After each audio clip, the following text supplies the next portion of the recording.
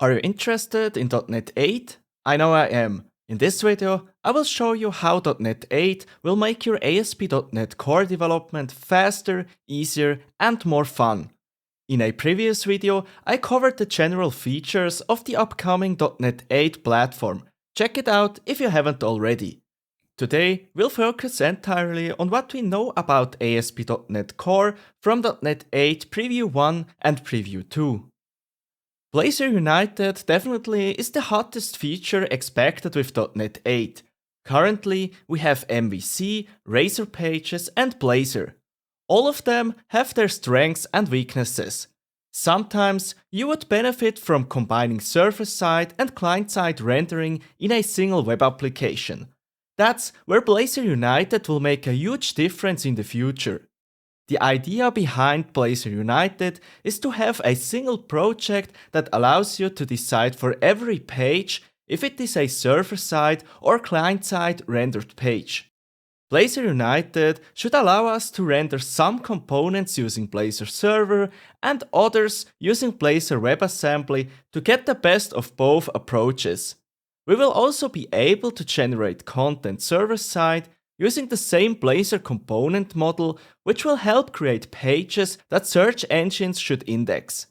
I added a link to Steve Sanderson's Blazor United prototype video to the video description. Check it out if you want to learn more about Blazor United.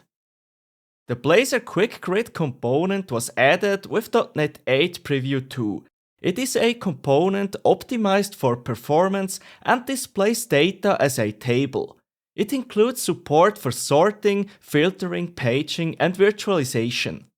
The QuickGrid component comes with a property column component that allows us to select the property of the object that we want to assign to the table column.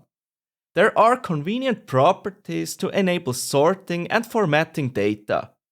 For more advanced columns, there is the template column component that allows us to use custom HTML as the column template. There is an entire demo page with samples of how to use the QuickGrid component. In this example, we see a flag rendered within the first column.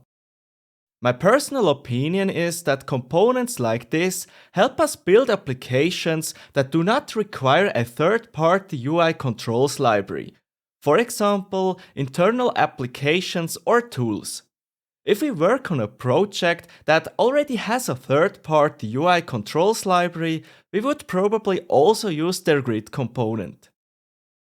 It's a complex process of how a Blazor WebAssembly application ships to a browser and how the code is executed. With .NET 8, there is a new runtime feature called Jitterpreter, which I obviously don't know how to pronounce. The broad idea is to improve the runtime performance by enabling partial JIT support when running Blazor WebAssembly. If you want to learn more about the technical details, I highly suggest reading the ASP.NET Core Update Preview 2 blog post. For me, the key takeaway is that some of the low-level operations will have a performance boost of up to 50%, which sounds like a lot to me. Authentication and authorization is always a difficult topic for me. I'm very happy that with .NET 8, Microsoft wants to provide us with an easier and more intuitive solution. Besides new APIs, better tooling support for deployment to production environments and diagnostics to help troubleshoot security issues are the focus of .NET 8. It's unclear what exactly they intend to do here, but I'm happy that authentication and authorization are on their list for .NET 8 improvements. A few little things that will come with .NET 8 and stand out for me are Blazor WebAssembly debugging support for Firefox.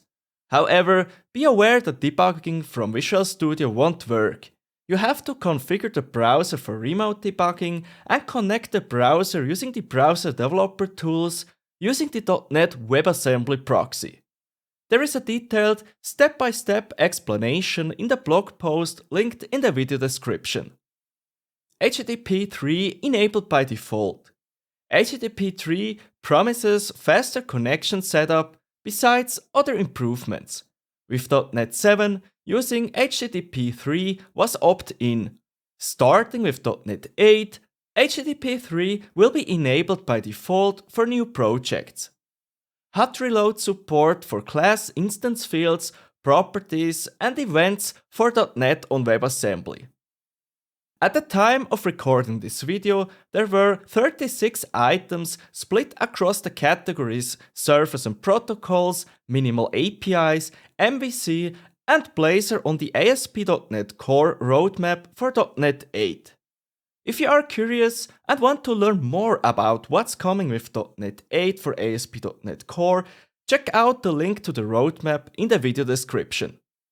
From the number of items on the roadmap, we can see that Blazor is the focus on .NET 8 in the ASP.NET Core area.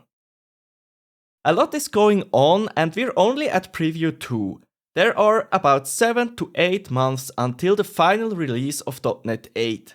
However, we can already see a few very interesting additions and improvements. For me, Blazor United is the shiny new feature and I'm really looking forward to getting my hands dirty and exploring how it works. Right now, it feels like it will lift Blazor to another level. What feature are you looking for the most? If you could add to the list, what feature would you like to have in .NET 8? Let me know in the comments. If you made it that far, consider subscribing so you won't miss out on future content about .NET development. And if you learned something from the video, press the thumbs up button and see you in the next video.